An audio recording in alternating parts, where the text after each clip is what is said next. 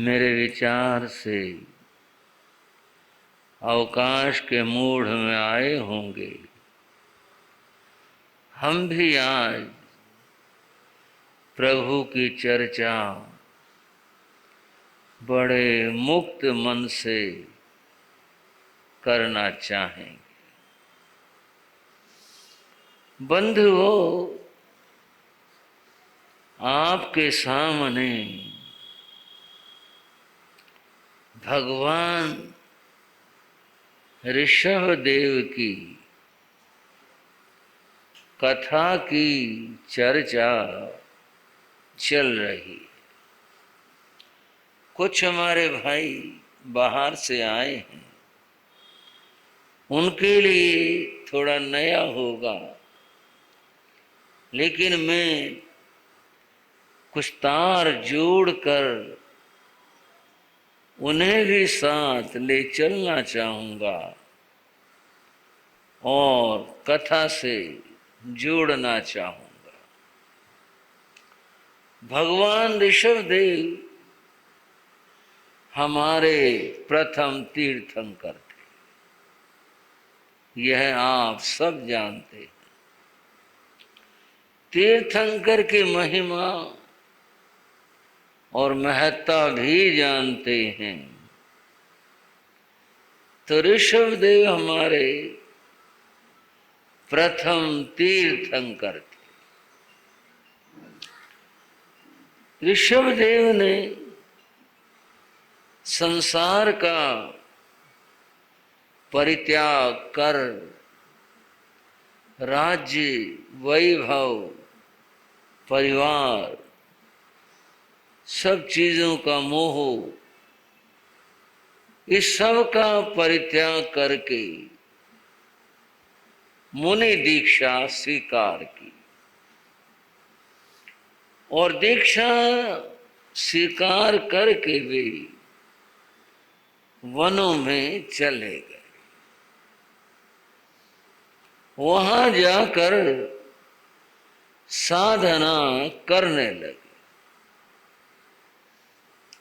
भगवान का साधना काल का जो पहला वर्ष है, वैसे तो 13 महीने से ज्यादा है, पर बड़े संख्या जो होती है उसे बोल दिया जाता है। वो बड़ा ऐसा रहा जिसे हम कहें बहुत ही परीक्षा वाला रहा। उसमें प्रभु ने 6 मास का तो उपवास किया था। आप थोड़ा चौंके होंगे, 13 महीने के बाद 6 महीने पर कैसे आए, समझ ले। 6 महीने का उन्होंने उपवास किया था। वो 6 महीने के बाद में फिर वे पारने के लिए जाते। पारना के लिए जो आहार आदि चाहिए, उसके लिए जाते। उस जमाने में जो भी व्यवस्था थी, नगर भी बस गए थे, गांव में, नगर में प्रभु घूमते रहते, आहार के लिए जाते। उन्हें कहीं से भी आहार नहीं मिला था। यूं समय बीतता गया। 6 महीने, 7, 8, 9, 10, 11, 12, 13 इस तरह बढ़ते गए। जो संकल्प था वह 6 महीने का था, और ये जो है ये उनकी स्पर्शना है, योगिनी था, अंतराय कर्म था, इसलिए बात बनी नहीं। आखिर में वो कथा आप दोहराने की नहीं है, केवल याद करने की है कि हस्तिनापुर में श्रेयांश कुमार के द्वारा भगवान का पारना संपन्न हुआ और वह दिन अक्षय तृतीया कहलाया। उससे पूर्व अक्षय तृतीया शब्द नहीं था, वैशाख शुक्ल तृतीया थी वह तिथि, लेकिन भगवान का पारना हुआ तो उसे अक्षय तृतीया कहा गया। भगवान का पारना हुआ, सबने बहुत हर्ष मनाया, देवों ने भी, मनुष्यों ने भी, सबने बहुत हर्ष मनाया। पारना हो गया, इक्षुरस से हुआ और भगवान पुनः जंगलों में लौट गए। वन में फिर जाकर साधना करने लगे। बंधुओं, इस बीच कथा में ये नहीं आया कि यह तुरंत का प्रसंग है या कुछ देर का प्रसंग है।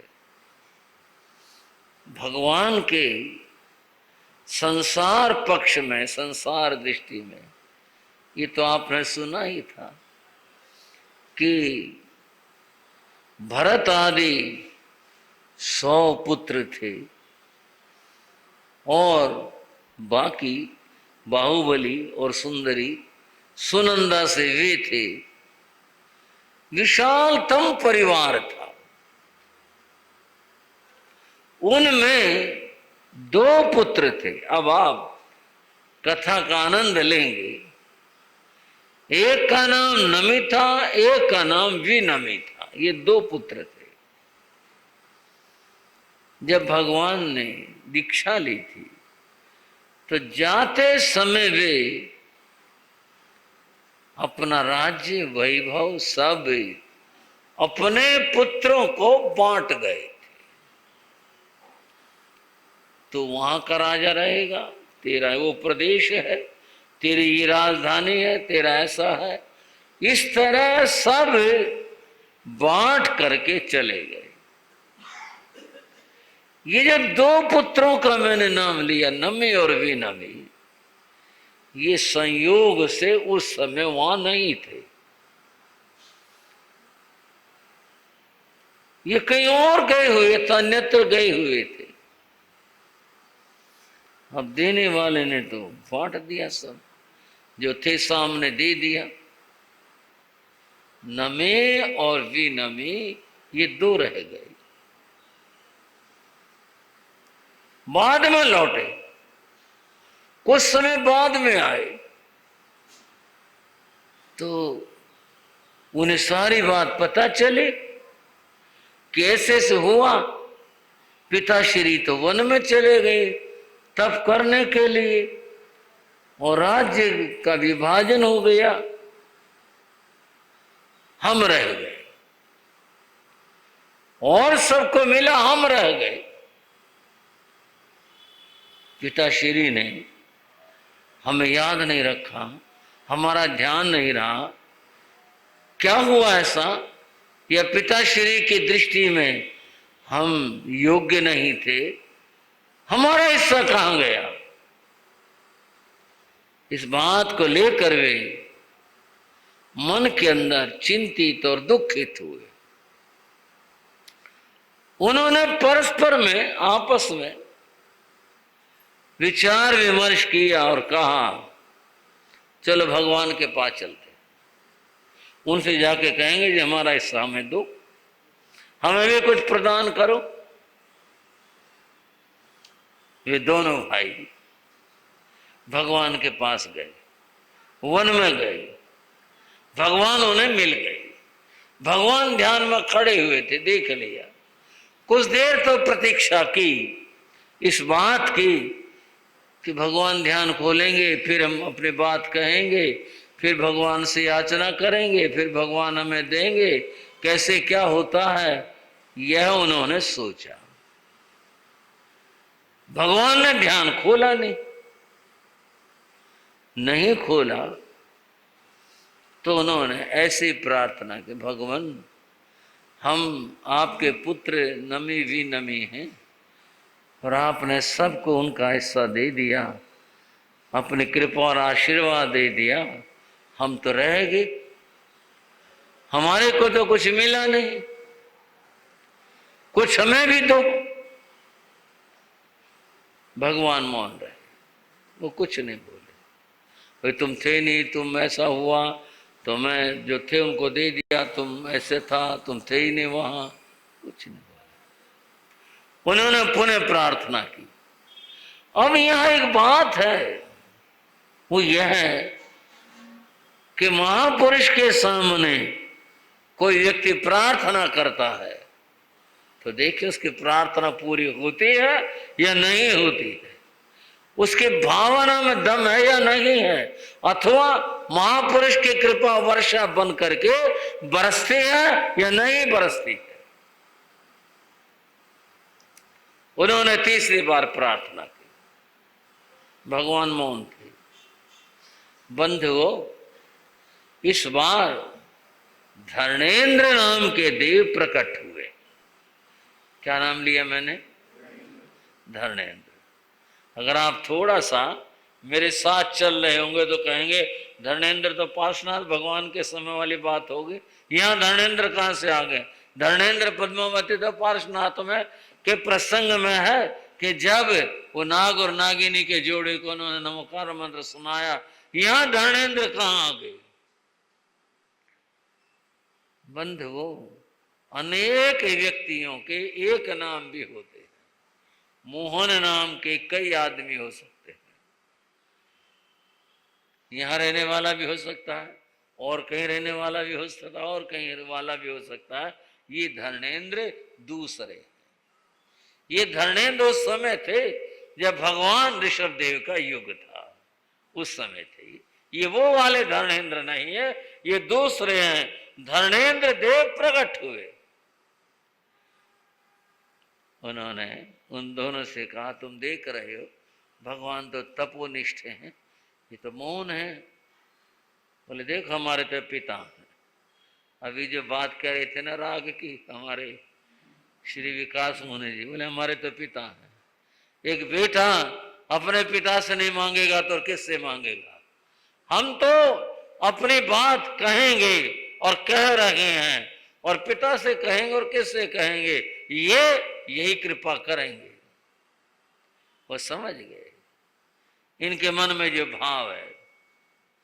वे बोले देखो इनकी जो कृपा है वो किस रूप में तुम्हारे सामने प्रकट होती है। मैं तुम्हारे को कुछ विद्या देता हूं, मैं धर्मेंद्र हूं और विद्याओं का अधिपति देव हूं। मैं तुम दोनों को विद्या देता हूं और तुम उन विद्याओं से अनेक विद्याएं सिद्ध कर लोगे और जो तुम चाहोगे वही कर लोगे। तो अगर आप हमें विद्या देते हैं तो हम भगवान का प्रसाद समझेंगे। उन्होंने उनको विद्या दी, नमे को दी गौरे और प्रज्ञप्ति नाम की दो विद्याएं, और विनमे को दे रोहिणी और गांधारी दो विद्या दी। इन दो विद्याओं के अधीनस्थ 48,000 विद्याएं थी। इतना बड़ा उन्हें विद्याओं का खजाना प्राप्त हुआ। और फिर उन्हें कहा आओ चलो मैं तुम्हारे को वैताड्य पर्वत पर जगह देता हूं। वैताड्य पर्वत के ऊपर ले जाकर उन्हें स्थान दिया और उन्होंने वहां एक ने नगर बसाए, वहां पर 50 और एक ने बसाए 60। एक सिरे पर उन्होंने बसाए, एक उन्होंने अपना साम्राज्य स्थापित करके वो दोनों भ्राता रहने लगे। इसलिए हम कहते हैं महापुरुष के सामने, महापुरुष के पास की गई प्रार्थना कभी खाली तो नहीं जाती। उन्होंने प्रार्थना की और धन्य हो गए। महावीर चरित्र में आता है कि जब एक ज्योतिषी ने उनके रेत में छपे पांव देखे थे तो कहा था ये तो कोई चक्रवर्ती है, और चक्रवर्ती नंगे पांव हो ये कैसे हो गया? देखो ऐसी क्या बात है। वो पांव को देखता देखता जहां भगवान खड़े थे वहां पहुंचा था।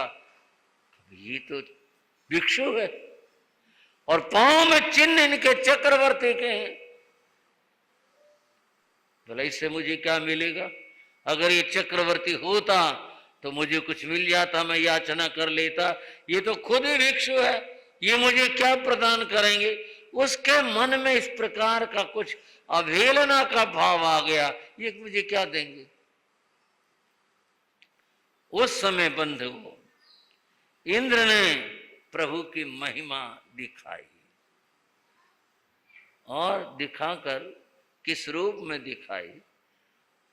उसकी स्वतः ही नजर भगवान के जो चरण रेत में, पुलिंद रेत में छपे हुए थे, उस पर गई। उसने देखा कुछ चमक रहा है। उसने कहा क्या चीज? उसने देखा, रेत हटाकर स्वर्ण मुद्रा निकली। स्वर्ण मुद्रा प्राप्त हुई, वो बड़ा खुश हुआ। तो शास्त्र में आया, जहां लाहो तहां लो, जितना लाभ होता ना लोभ बढ़ जाता है। उसने क्या सोचा, दूसरा पांव जहां छपा हुआ वहां भी देख लो, वहां भी स्वर्ण मुद्रा मिली। अब तो सारे पांव को देखता गया, उसकी तो झोली भर गई स्वर्ण मुद्राओं से, और फटने को हो गई, समेटने में आए नहीं और लोग छूटे नहीं। इंद्र प्रकट हुए और बोले ज्योतिषी से, उस व्यक्ति से, महापुरुष की कृपा को समेट नहीं पाओगे, तुम कितना भी इकट्ठा कर लो, समेट नहीं पाओगे, तुम्हें स्वयं ही सोचना चाहिए। अब तुम स्वयं सोचो। तब उसने लौट कर प्रभु को वंदना कर कहा, प्रभु मैं धन्य हो गया, मैंने गलत सोचा था कि भिक्षु क्या देगा। आप तो चक्रवर्तियों के चक्रवर्ती हैं, आप तो महान हैं, उनसे भी बड़े हैं, आपसे बड़ा और कोई नहीं हो सकता।